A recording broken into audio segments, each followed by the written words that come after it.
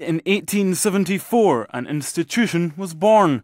Ever since, generations of Jambos have celebrated victories and mourned defeats, but the community feel the club can offer has ensured a hardcore support throughout the years.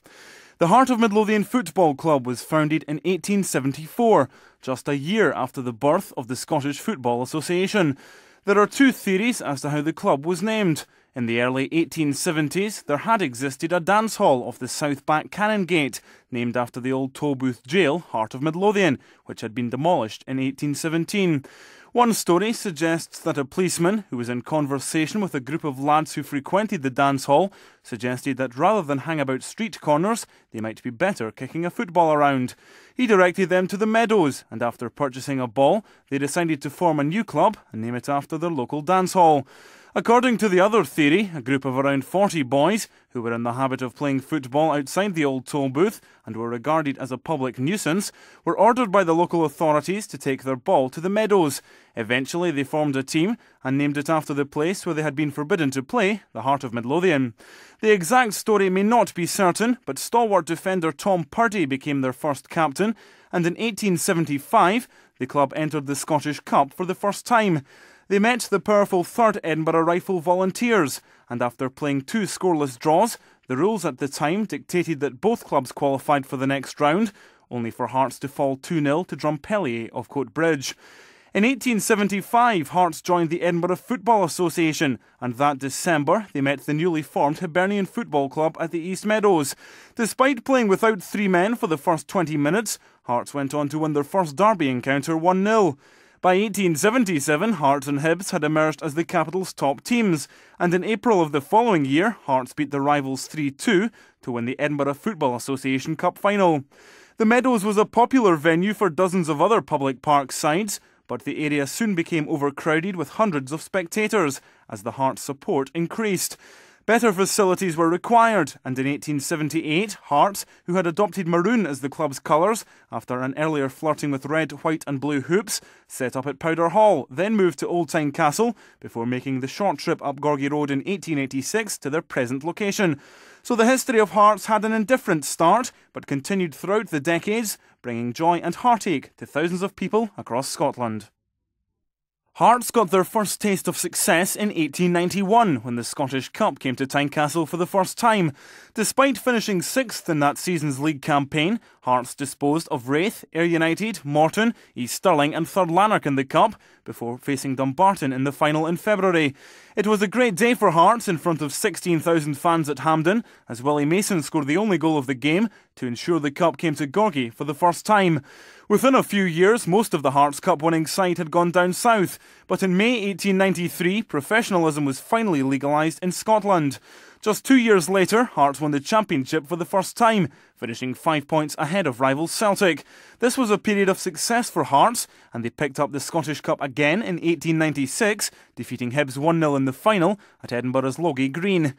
Their second championship was delivered the following year, mainly thanks to the inspirational Bobby Walker. Hearts finished 2 points ahead of Hibs and gained an early ascendancy over their rivals.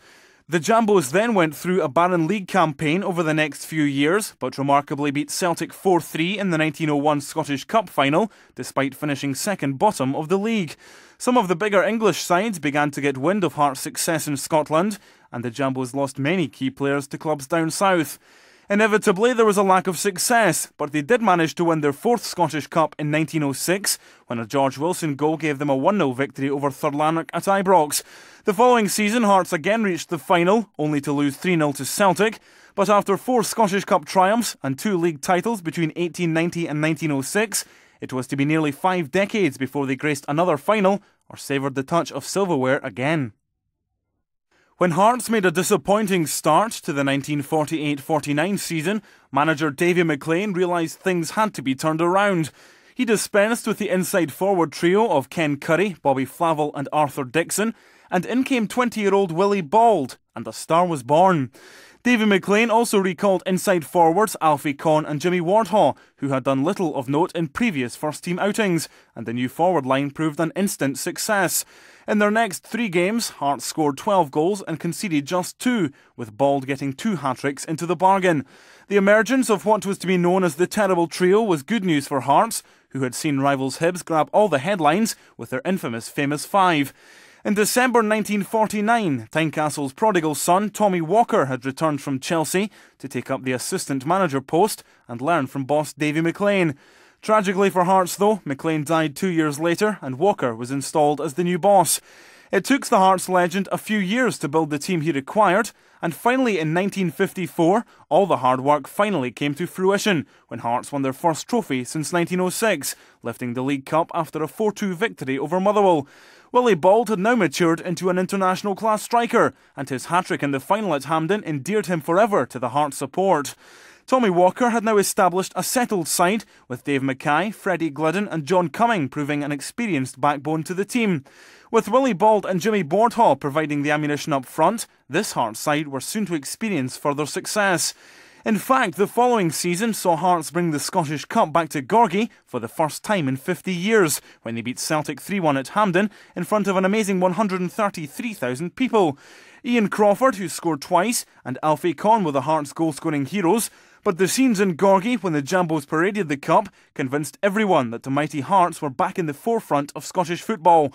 So both Cup competitions had been captured within the space of 2 seasons, but the league flag was the prize everyone at Tynecastle wanted. After twice seeing Rangers finish in pole position in 1956 and 1957, Hearts finally brought the championship back to Gorgie for the first time in 61 years after finishing a mammoth 13 points ahead of their Ibrox rivals. To add to that, the Jambos scored an incredible 132 goals in just 34 league games to win the title in style and to qualify for Europe for the very first time. So after going 48 years without a trophy, Hearts had now won the league and both cups in just 4 years, and success was set to continue, at least in the short term.